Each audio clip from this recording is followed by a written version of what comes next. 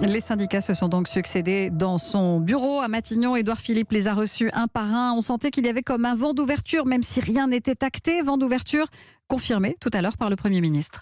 Je dirais que ce soir, nous avons bien avancé dans la recherche du compromis que nous souhaitons obtenir. C'est donc une journée utile, mais il nous reste du travail. Dès ce soir, je vais rencontrer le président de la République et prendre contact avec un certain nombre de responsables de la majorité pour évoquer les avancées possibles.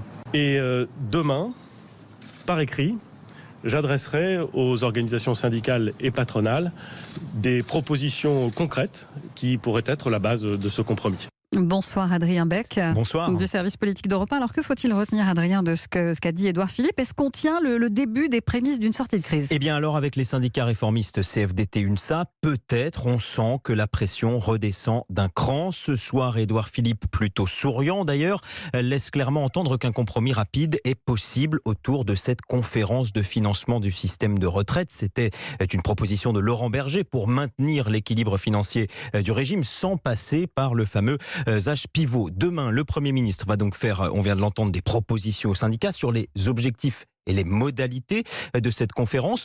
On notera toutefois qu'Édouard Philippe n'a pas évoqué le sujet, le totem de l'âge pivot, mais c'est pourtant bien là le cœur du sujet. Si cet âge pivot est sacrifié, par quoi le remplacer? Ce sera sans doute l'un des enjeux de sa rencontre ce soir avec Emmanuel Macron. Le Premier ministre, qui on l'a entendu aussi, s'entretiendra avec des responsables de la majorité dont on sait que beaucoup sont pour un retrait de cette mesure. Merci beaucoup pour ces précisions, Adrien Beck du service politique d'Europe 1.